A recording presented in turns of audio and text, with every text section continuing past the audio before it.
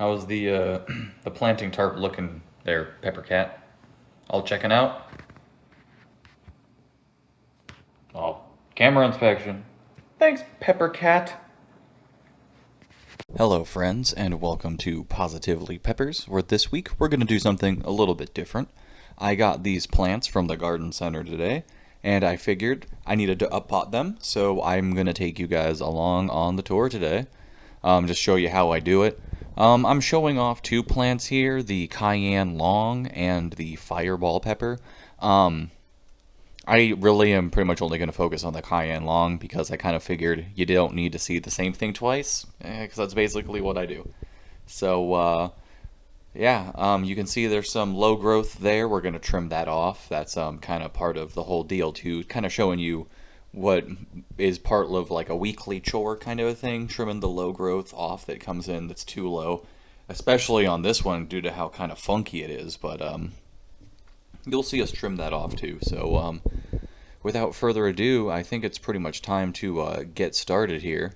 So, as you can see, they're both in these like 3-inch square pots, so they're not very big at all. They're definitely ready to be moved up given how big the plant is. And oh my goodness, could it be? It's the Pepper Cat! Hi, buddy. Did you just wake up from a nap? Oh, okay, good. He's just in time to give us our pepper pot inspection. Make sure that everything checks out for pepper relocation. He's a very diligent worker. Like, he woke up from his nap to come check this out for us. So thank you, Pepper Cat. We really appreciate all the hard work that you're doing. So, as you can see here, jumping ahead, I've dug out the hole that we're going to move the pepper into from its container. And that should be about deep enough. You can see it's about a half inch under the rim of the pot. So it's a little bit more difficult to gauge how deep that hole needs to be, but that should be about fine. And then what I do at this point, oh, hi, Pepper Cat. He's going to oversee the process, make sure I do it right. If I don't, I have to answer to him, and I don't like doing that. So once I know the hole is deep enough, I fill it back in and scatter the granular fertilizer in. And then, careful, Pepper Cat. You don't want to be snacking on that. That may upset the tummy a little bit. And you know how bad that can be with cats. So now that it's all mixed up, I've dug the hole out again. And it might be a little bit redundant to dig it out and then fill it back in and then scatter it around, but it's just what I do. Make sure that, I have everything kind of set up right before moving forward. So doing this one-handedly, I basically you just kind of want to squeeze the container sides to get the soil broken away from the walls, And then, as you can see here, the roots were definitely starting to get a little bit root bound.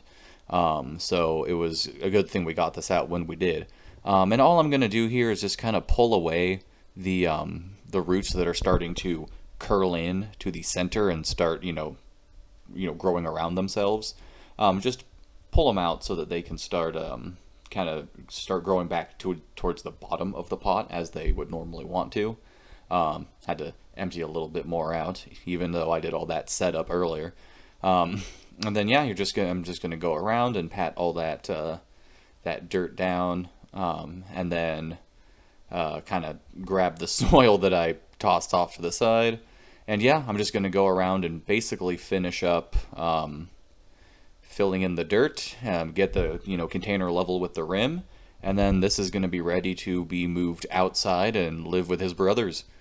So here it is, all gussied up. I put a little chopstick in there for some structural integrity, just to help keep it, standing up straight for now. And as you can see, there are those low-hanging branches and leaves I was telling you about. You don't want those because if the leaves or the fruit start touching the ground, you're just asking for diseases or bugs getting on them. So really it's just best to trim them off. And even though that lower branch looks super nice, ultimately the fruits get 5 to 6 inches long according to the tag, and those are just going to start growing into the ground. And it's going to be better for the overall health of the plant if I just trim that larger that larger branch off.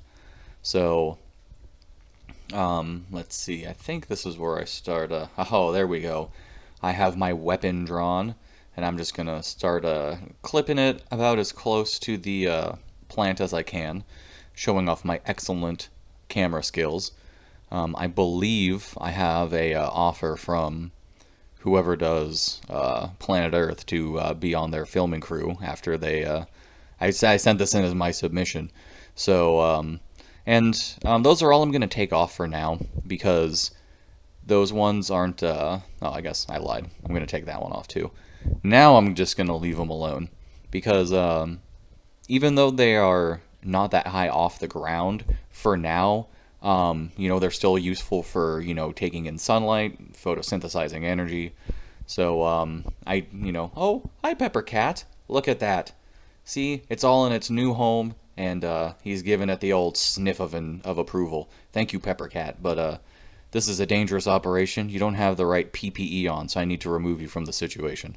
So, you gotta be firm on that sometimes. They want to explore the pepper plants, but they need to do their duty patrolling the pepper plants and only visual inspections. Can't get too close to them after all. Don't worry, no pepper cats were harmed in the inspection of these plants. And then, last but not least, all I'm gonna do is just give this a little bit of a watering in with some stinky liquid fertilizer, just to help the roots settle in, kind of help the granular fertilizer get all ready to go. And that's all it. So thank you very much, and we'll see you next week.